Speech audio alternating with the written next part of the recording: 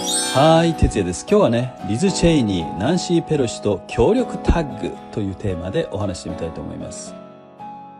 今、米国の政界では前代未聞のことが起こっています。なんと、あの民主党の下院議長、ナンシー・ペロシ氏が、あのリズ・チェイニー氏にトランプ前大統領の責任を追及するために、1月6日の連邦議会議事堂襲撃事件に関して民主党が主催する特別調査委員会の委員にならないかと話を持ちかけたというんですよね。もともとペロシ氏は民主党も共和党も一緒になっていわば超党派の独立委員会を結成しようとしていたんですけどね、上院で共和党の大反対にあってあえなく頓挫したという経緯があるんです。それでやむなくね、今回民主党だけで特別委員会を結成しようとしたんですけれども、ダメ元でトランプさんに今恨み小続いと言われているチェイニー氏にそのメンバーにならないかと打診したというわけなんですね。さて、それでどうなったと思いますか？当然共和党議員であるチェイニー氏は敵対すると、つまり民主党の委員会なんか参加できるかとね、そんなことできるわけがないじゃないかと、拒絶したと思いきやですね実はペロシ氏のこの申し出にあっさりと OK を出したというんですよ。って感じですよね。いやー、びっくりしましたよ。もちろんね、チェイニー氏のこの決定に一番驚きを隠せないのは他でもない他の共和党議員たちですよね。特に、共和党下院の院内総務であるケビン・マッカーシー氏は7月1日の記者会見で、チェイニー氏がナンシー・ペロシ下院議長の強い支持を受けた特別調査委員会に参加するという決定は前代未聞のことであり、非常に衝撃を受けていると述べたんですね。チェイニー氏がいかに反トランプ派であったとしても、わざわざ敵陣の中に入って自軍、つまり共和党のトップを攻撃するなんて考えられないというわけなんですね。マッカーシー氏はこのことでワイオミング州選出のチェイニー議員は現地の共和党員らからさらなる猛反発を受けることになるのではないかとも語っています。猛反発どころかね、除名処分にあっても仕方がないほどの裏切り行為と受け止められる可能性もありますよね。今年5月、チェイニー氏は共和党の厳しい叱責を受け、トランプ批判をしすぎたということですね。それで厳しい叱責を受けて、共和党下院における投票でね、共和党会議議長という、党内ナンバー3の地位を剥奪されました。そして共和党下院はチェイニー氏の代わりにトランプさんの熱烈な支持者であるエリス・ステファニック議員を選出しました。最近チェイニー氏は地元を含めて共和党内部でいわばソース感を食らっている状態なんですね。そんな状況の中、チェイニー氏はあえて民主党主催の特別調査委員会に参加する唯一の共和党下院議員となる道を選んだというわけですね。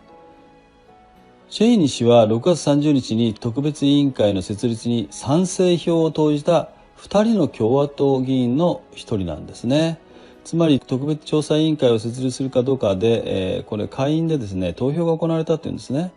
で、民主党は当然、賛成なんですけども、共和党はですね、ほとんどが反対したと。しかし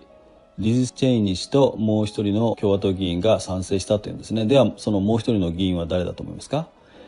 もう一人はトランプ前大統領と共和党下院の指導部を頻繁に批判してきたアダム・キンジンガー下院議員でした。この人はトランプさんを弾劾裁判にかけることに賛成票を投じた10人の裏切り者の一人なんですね。しかしこのキンジンガー氏でさえ民主党主催の特別調査委員会の参加はしなかったんです。このことを見てもチェイニー氏の共和党指導部、とりわけトランプさんへの怒りの強さが伺えますよね。1月6日の連邦議会議事堂襲撃事件以降ですね、今日までチェイニー氏はトランプ前大統領とそれに同調した共和党指導部に対してますますね批判的なトーンを強めていたんですね。そしてトランプ氏はもはや共和党の指導者とみなされるべきではないとまで主張していたんです。このように見てくるとね、チェイニー氏は単にトランプさんや共和党指導部に盾つくために民主党主催の特別調査委員会に参加することを決めたとしか思えないんですけれどもですね、チェイニー氏自身は決して個人的な恨みであるとは言ってないんですよ。ここで公正を期すためにね、チェイニーさんご自身の声、声明文なんですけど、その内容をちょっとご紹介しておきたいと思います。私は1月6日、特別調査委員会の委員に指名されたことを光栄に思います。連邦議会は1814年以来最も深刻な連邦議会議事堂への攻撃を徹底的に調査する義務があります。憲法を守り、法の支配を尊び、そして権力の平和的な移行を確保することは党派政治よりも常に優先されなければなりませんとね。この声明に関してちょっと補足説明をしますと、1814年というのは、何を意味するかということなんですけどね、これは米英戦争の際に英国軍が米連邦議会議事堂に火を放った事件が起きたその年のことなんですね。1814年にそういう事件が起こったということですね。これは戦争中のことですからね。つまり今年1月に起きた連邦議会議事堂への乱入と暴動は、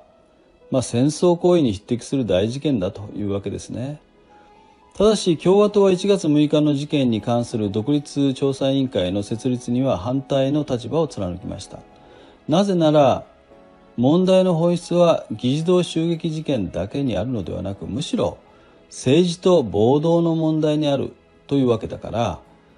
去年全米に広がったアンティファや BLM などによる反乱、略奪、放火、暴行といった問題も合わせて調査検討すべきなのに、トランプさんが絡む議事堂事件のみに焦点を当てた調査委員会というのではね、いわゆる党利党略を目的としたものと言わざるを得ないということなんですね。だから共和党は反対したわけなんですね。ところで今後チェイニー氏の立場はどうなるんでしょうかね。気になりますよね。今回チェイニー氏が敵陣の特別調査委員会のメンバーになる件について記者団に問われたマッカーシー下院院内総務は、私はチェイニー氏から何の連絡も受けていない。おそらく彼女は我々、つまり共和党仲間よりももはやペロシ氏に近いのではないかと皮肉交じりに語ったということなんですね。ところでそのペロシ氏は今回設立する新しい委員会は共和党が召喚をコントロールすることを一切認めず、最終報告書を提出する期限も設定しないと語っています。要は